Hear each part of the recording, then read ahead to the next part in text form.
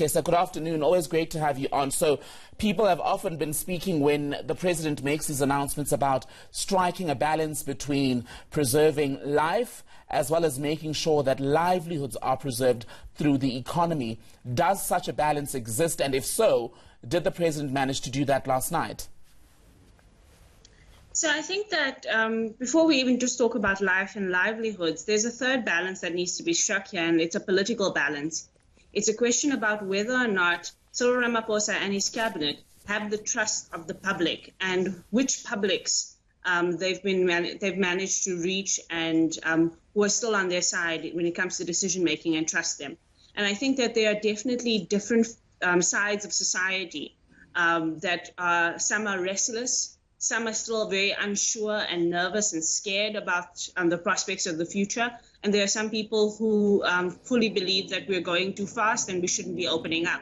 And I think that's one of the things that has to be kept in balance, is how do you make sure that all South Africans feel heard in this time?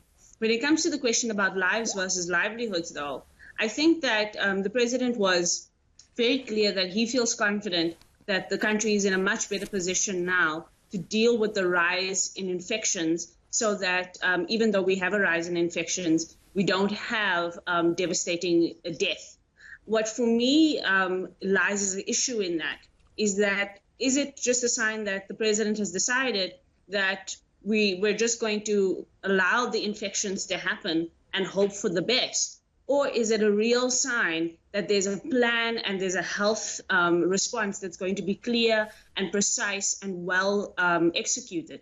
You know, if that's the case, we're still saying that we're not sure that South Africans can social distance. We're not sure that South Africans know all that they need to know for the behavior change that will save their lives. And we're basically putting it in the hands of us as citizens and in the hands of society in hope that the healthcare system can actually respond. And I think that that's a very difficult statement to be making. And on that point then, Tessa, just watching the immediate reaction on social media, at least from people, when that announcement was made last night, people celebrating in particular the lifting of the ban on the sale of alcohol. When you look at how South Africans reacted in part to that pronouncement by the president last night, do you get a sense that many people actually understand what lies ahead? Because he did end, the president, that speech by saying that the worst is yet to come.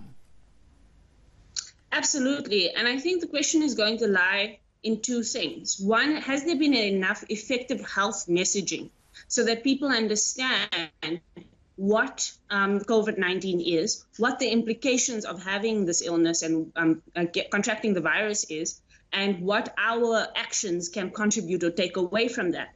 And I think that it's not calamitous that people are celebrating the ability to access alcohol in the same way that there are many business owners celebrating their ability to go back to business.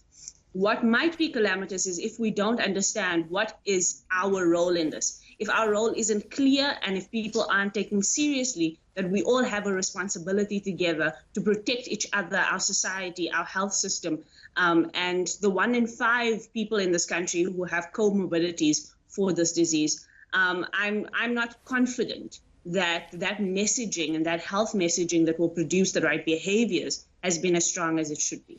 And just on roles, Tessa, the DA and EFF both issuing statements almost immediately after the president's address last night. The DA saying, well, in fact, the lifting or easing of the lockdown is 6 weeks too late. The EFF saying the easing altogether is quite ludicrous. What is the role of the opposition then as we move into this next phase? What should they be doing? I think the role of opposition in general is to hold government to account to the things that government must do and deliver to people. Government must deliver a regulatory environment that is protective of people, both in terms of their health and in terms of their economic activities. The opposition must be talking about government's ability to deliver basic services, to provide the conditions of living where people can social distance in their homes and in their communities. So I think the questions about whether it's too fast or too slow, all of that is neither here nor there if we're not holding government to accountable to the things that they should be doing, whether we have COVID-19 or not.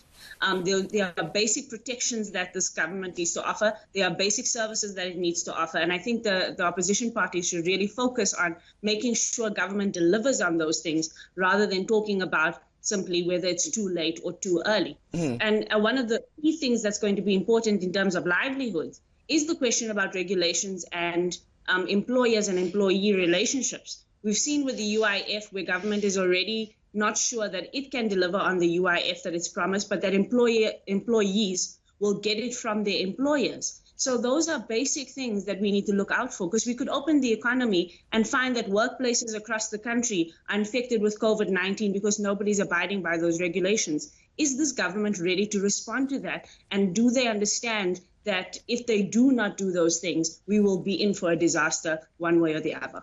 And as we prepare then, brace for the worst possibly, another relationship that's going to require quite sensitive management going forward is between the government and the various experts who are part of the committees. We know on the back of the controversy around comments made by Professor Glenda Gray last week, a lot's been said.